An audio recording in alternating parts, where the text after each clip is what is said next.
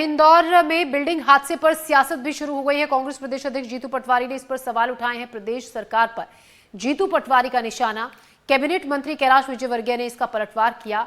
इंदौर हादसे पर सियासत जिस तरीके से हो रही है, कांग्रेस प्रदेश अध्यक्ष जीतू पटवारी ने हादसे पर लेकर सीधे प्रदेश सरकार पर निशाना साधा। तो इस वक्त की बड़ी खबर आपको बता दें एक बार फिर से, बिल्डिंग हादसे पर, इंदौर में हुए बिल्डिंग हादसे पर अब सियासत भी खूब हो रही है। कांग्रेस प्रदेश अध्यक्ष जीतू पटवारी ने इस पर सवाल खड़े किए और प्रदेश सरकार पर जीतू पटवारी ने निशाना साधा। माफियाओं का आतंक बढ़ता जा रहा है। अवैध बिल्डिंग बनाकर लोगों की हत्याएं की जा रही है। गुंडों और बदमाशों का, माफियाओं का राज हो रहा है। ये चिंता का विषय है। वहां के विधायकों का, बीजेपी के नेताओं का सत्ता के संरक्षण में किस तरह का तांडव हो रहा है। एक विधायक ने दो बच्चों की और माता पिता की, उसकी बस ने हत्या कर दी। उससे पहले एक बस ट्रक ने रौंद दिया लोगों को। लगातार जिस तरह की घटनाएं इंदौर शहर में हो रही है, शर्मसार कर रहे हैं। मैं समझता हूं कि इंदौर शहर के वासियों, समझो आपने एक तरफा वोट दिया, उसका बदला ले रहे हैं भारतीय जनता पार्टी के लोग। सामान्य ज्ञान की कमी के कारण उन्होंने इस प्रकार का बयान दिया है। ये बस्ती बहुत पुरानी है और ये बात सही है कि वहाँ पर पहले सिंगल स्टोरी मकान थे।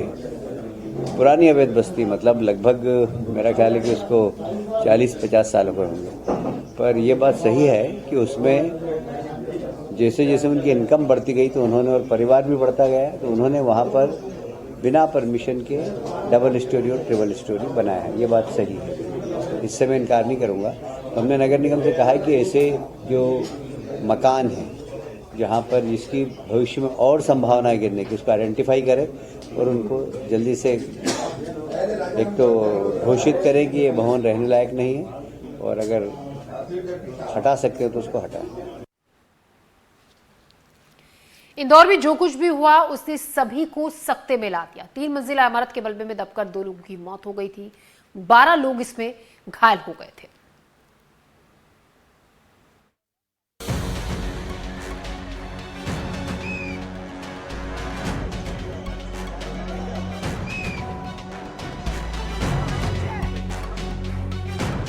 सोमवार रात इंदौर के जवाहर मार्ग का इलाका अचानक ही चीख पुकार से गूंज उठा। झंडा चौक के पास एक इमारत अचानक भरभरा कर गिर गई। हादसे के वक्त इमारत में करीब 6 परिवार मौजूद थे।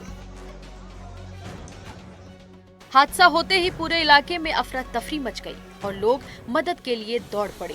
जानकारी मिलते ही एसडीआरएफ, नगर निगम की टीम और पुलिस प्रशासन मौके पर पहुंचा और राहत बचाव का काम शुरू कर दिया।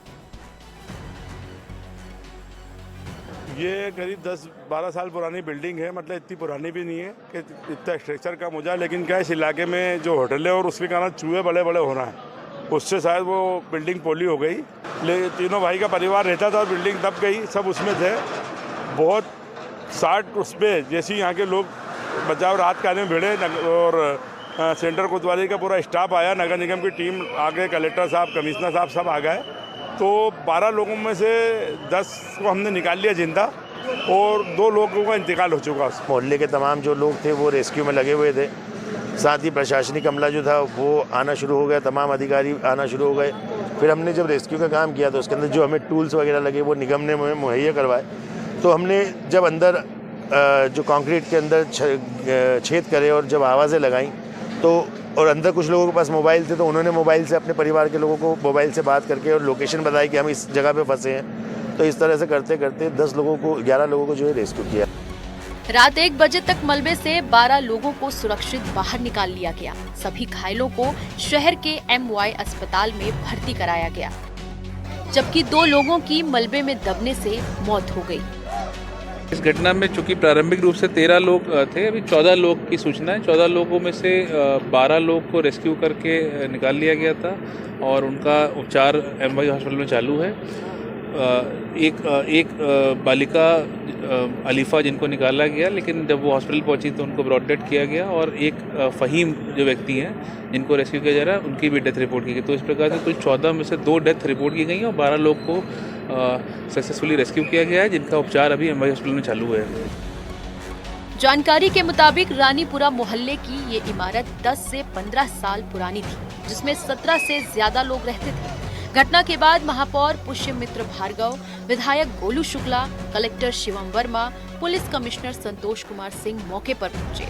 10 एम्बुलेंस तैनात की गई।